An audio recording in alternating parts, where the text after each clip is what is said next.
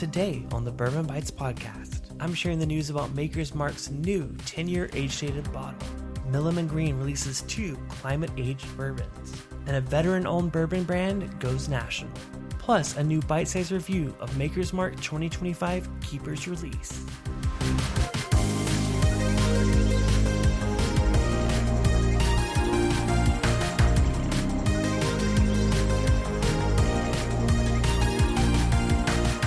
Hello, everyone, and welcome to the Bourbon Bytes Podcast. I'm your host, Clifton, and this is the week of Thursday, June 26, 2025. Hope you guys have been having a good week.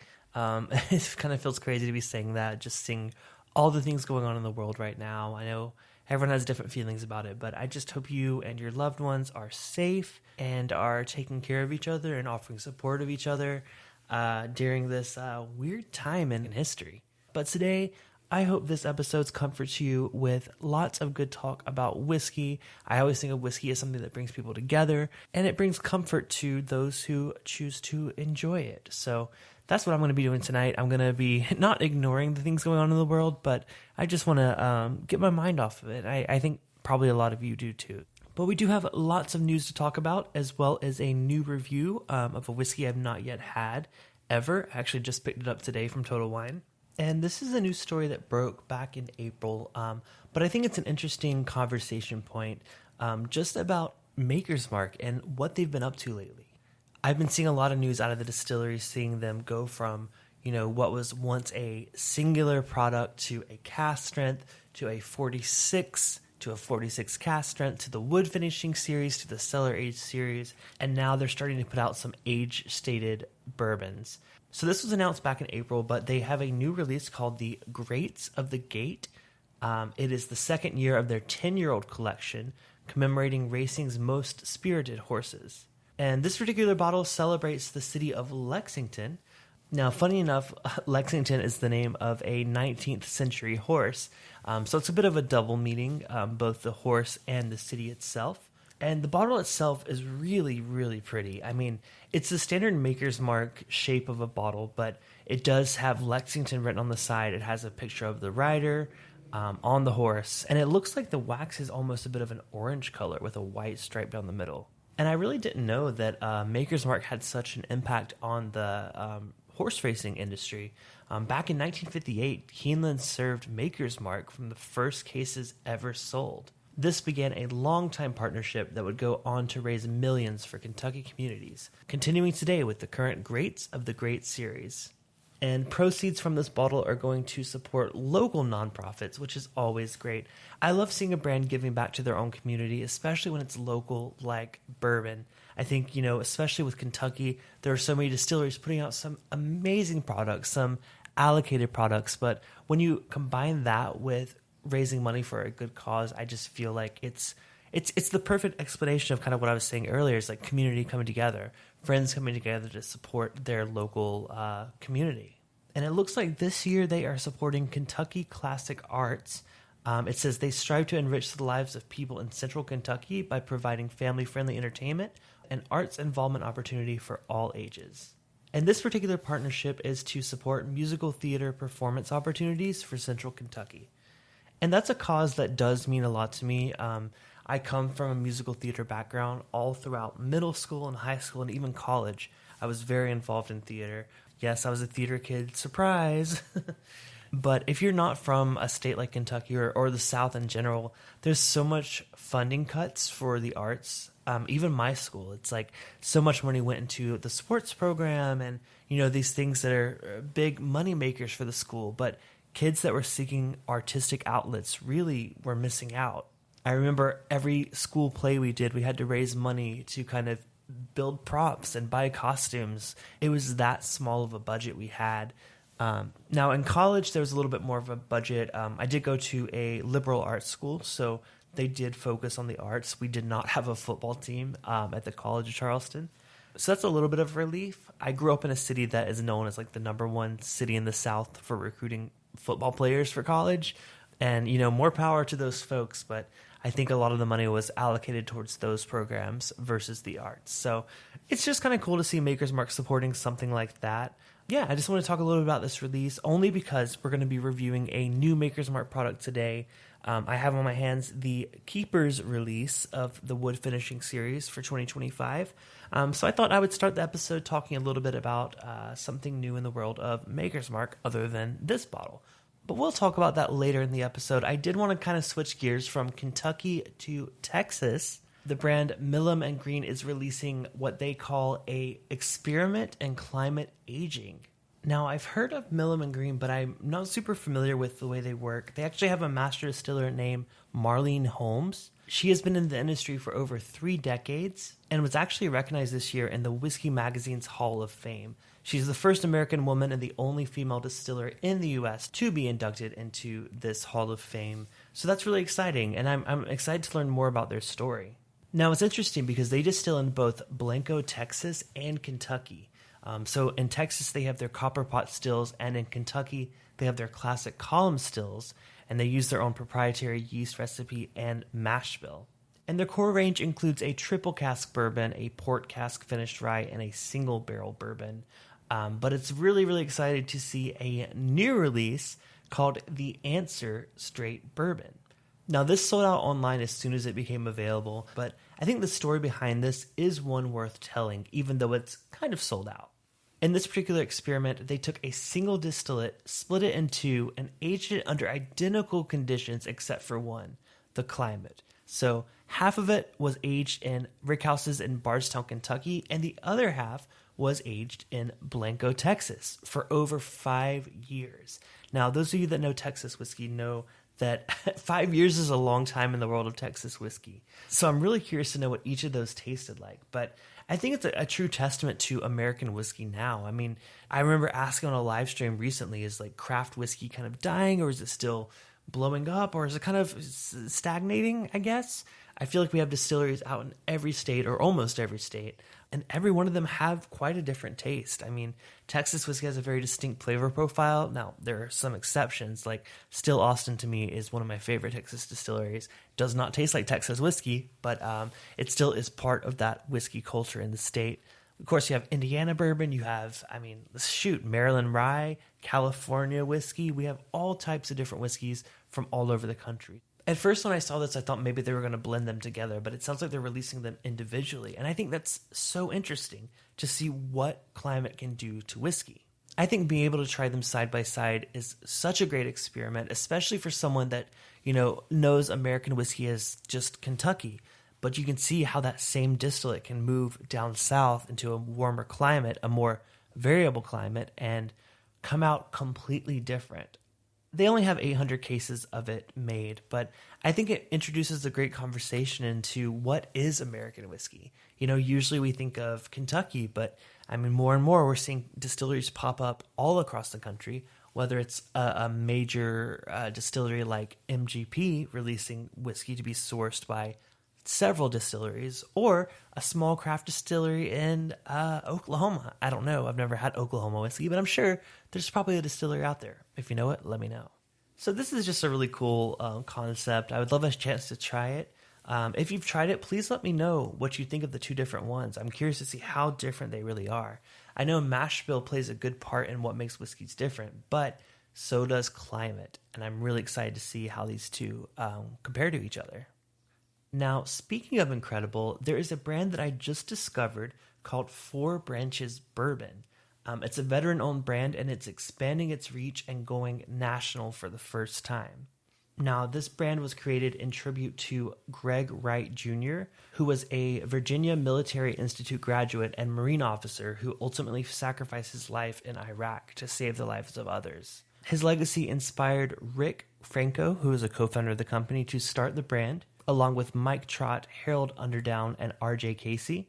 And their goal is to preserve and share stories of valor like Greg's, ensuring these acts of extraordinary courage live on in every bottle they produce.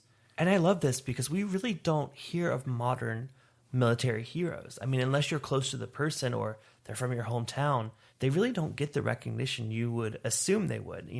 Looking back throughout American history, we have all these names, but how many of them are modern heroes? That's what the Four Branches Distillery is all about. Now, the symbolism behind the name, the Four Branches, is the U.S. Army, the U.S. Marine Corps, the U.S. Navy, and the U.S. Air Force, but also special operations that kind of plays a part into it as well. And it looks like their flagship bottle is called the Founders Blend. It's coming in at $84.99 at retail, and it's a 96 proof 4-grain mash bill whiskey, including 65% corn, 15% rye, 10% malted barley, and 10% wheat.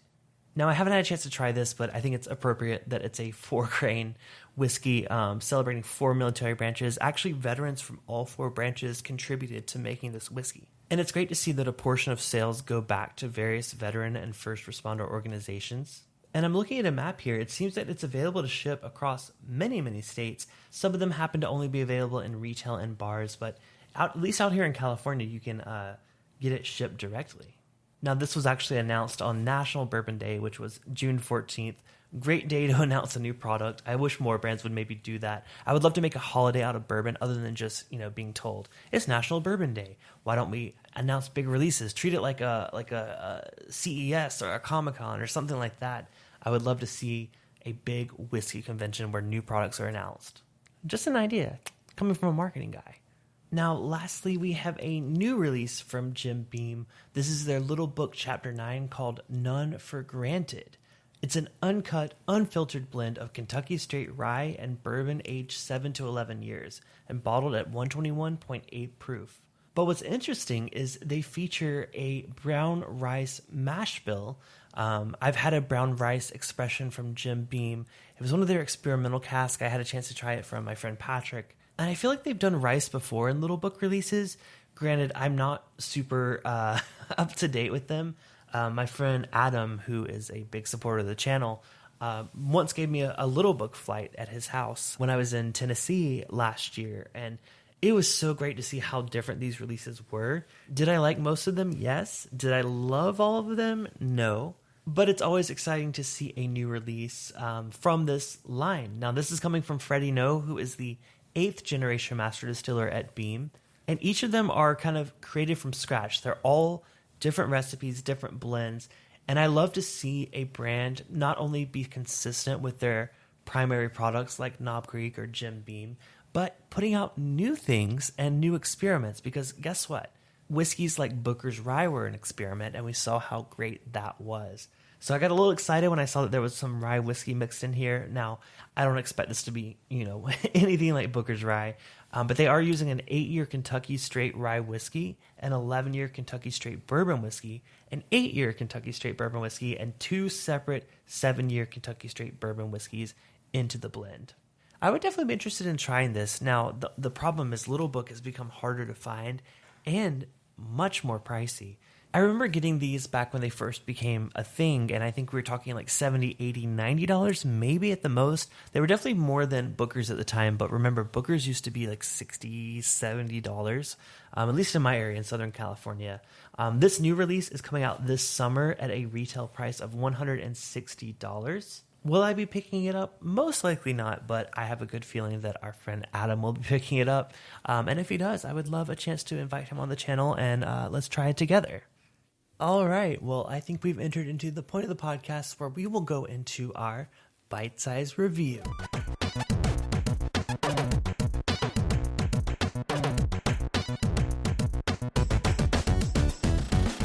I'm really excited for this review because this bottle just hit the shelves in my local area. This is the new Maker's Mark Wood Finishing Series release for 2025. This one's called the Keeper's Release, and it is a stave profile of 10 virgin toasted American oak staves. Now, when it comes to toasted barrel whiskeys, I am pretty optimistic. There are some releases that absolutely blow my mind. I just uploaded a YouTube short of Michter's Toasted Rye, which has hands down been one of my favorite toasted barrel whiskey releases. Now, back in 2023, we saw the cellar-aged releases, but if you remember, the heart was 10 virgin toasted French oak staves. So now we're switching back to American oak, but still keeping the toasting. So I'm really excited to see what that does. You know, I'm a big fan of French oak in general, so that's what kind of really sold the heart release for me. It's like you're adding an extra element to those spices that you get from a French oak. Toasting American oak, I found a little less interesting, but interesting nonetheless. So let's go ahead and get the Keepers released open and give it a first impression review. So like I said, this one is coming in at 109.2 proof. Pretty typical Maker's Mark cast strength profile. I've always really enjoyed their like 110 to 115 proof releases. I think higher proofs really stand out across the Maker's Mark lineup. In pricing, I paid about $65 for this. I've seen it for $75 at another store, but I managed to get it for $65. So I'm not sure the normal price point on this, but at least in Southern California, that's what I was able to get it for. Let's go ahead and give it a nose. All right, well, right off the bat, it is definitely different than a typical Maker's Mark flavor profile. I love Maker's Mark at high proof. I love Maker's 46, but what I don't typically get on Maker's Mark is a very strong oak note. And I think that's the thing with just wheated bourbons in general. To me, they are a little softer, a little less intense than some of the rye mash bill bourbons. So it's nice to see a bit of a oak spice on this, at least on the nose. Let's go ahead and give it a taste. I'm excited. Cheers. Okay. First taste, it is a bit intense. It almost has a bit of harshness from the oak. Wasn't expecting that. That's not something I typically get from Maker's Mark. I think that it might just be so oak forward that it's kind of throwing off what I expected the palate to be. It is nice. It definitely doesn't drink high proof. I think the proof really, really works. I just feel like I was kind of overwhelmed by the amount of oak that I was getting, and not necessarily like a vanilla oak. Usually the flavors I look out for with the toasted barrel bourbon or rye are a sweeter vanilla caramelized oak kind of note. Didn't get that on first sip, but I'm going to give it another taste. Now that I've kind of acclimated to the palate, I do think that the oak is still the dominant flavor here. I'm really not getting anything that makes me think of Maker's Mark on the second sip even. It does mellow out a little bit at the end that kind of does go towards like a wheated bourbon, but there's really nothing that's screaming Maker's Mark about this. And I don't know if that's a good thing or a bad thing, because previous releases in this wood finishing series, I've found distinctly Maker's Mark. They're like improvements on it, or they're like different twists on it. But this one, I mean, at least on the second sip, it's not reminding me of any Maker's Mark products I've ever had. Now, once I go in for the third sip, it's definitely mellowing out a bit. I'm seeing more of that Maker's backbone. I just think that the oak doesn't feel like it is complementing the whiskey, at least on first impression. It almost feels like a separate element of it. It's like you get the beautiful Maker's Mark sweet, upfront, mild palate, but then you have a harsh, a little bit tannic note on the back end. And when I say harsh, I don't mean that it's, unenjoyable. It definitely is. But I think someone that's going to be turned off by really intense notes in a bourbon may not appreciate that. Fortunately, I am a wood lover. I love all the oak influences on a bourbon, so I can get past it. I can see that there's something interesting here, definitely some interesting character. Do I think this is my favorite Maker's Mark wood finishing series? Absolutely not. I've had quite a few other ones that have been significantly better, more balanced, more signature Maker's Mark. But again, this is a bit of an experimental line from Maker's Mark, so I don't necessarily fault them. I think the price point, like I said, $65 to $75 is a little high, but when you're going into this, you're getting into something a bit experimental, and I think if you're willing to do that and just give it a try, you're not going to be necessarily disappointed. I think the Heart release from 2024 was a superior product, but I'm glad that I picked this up. I'm excited to, drink it down. Like I said, I just bought it today, so it's got some time, but we'll see. It might open up a bit throughout the year. I'm going to keep an eye on this bottle. I'll probably include it in an upcoming live stream on YouTube, and we'll see really how it compares to other wood finishing series releases. With that, I think that wraps up this week's episode. I realized that I didn't give a shout out earlier to my Byte Club members, which is my membership program that supports this channel, this podcast, and makes all of this possible. You can find out more at bourbonbytes.com, and as little as $2 a month, you can support the channel. And of course, higher tiers get access to some fun things like our movie night, tasting night, after party, all the fun stuff. If you have any questions, shoot me a message. It's also available on patreon.com/bourbonbytes, but bourbonbytes.com actually supports the channel just a bit more because they take a little less of the commission for signups. So would really appreciate you guys joining there. But if you're not yet following the podcast on your favorite podcast platform, please do. It does help every week to see that you guys are coming back and enjoying it as we go along. I've seen some great reviews on Apple Podcasts, which I gave some shout outs to last week. But if you ever feel inclined to leave a comment or a suggestion, I welcome it so much. If you don't feel comfortable doing it publicly, you can email me, contact@bourbonbytes.com, or shoot me a DM over on Instagram @bourbonbytes.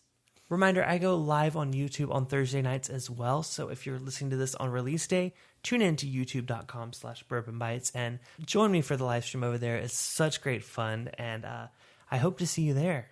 But I think that wraps it up for this week. Again, hope you guys are staying safe, being supportive of your community, sharing whiskey with your friends to just kind of bring a sense of comfort during these uncertain times, I would say. I appreciate you guys being here for me, and I'm here for you at all times. If you need anything, join our Discord server, shoot me a message. You know how to find me. Until then, this has been Bourbon Bytes Whiskey Reviews with an 80s twist. Cheers, and I'll talk to you guys next episode.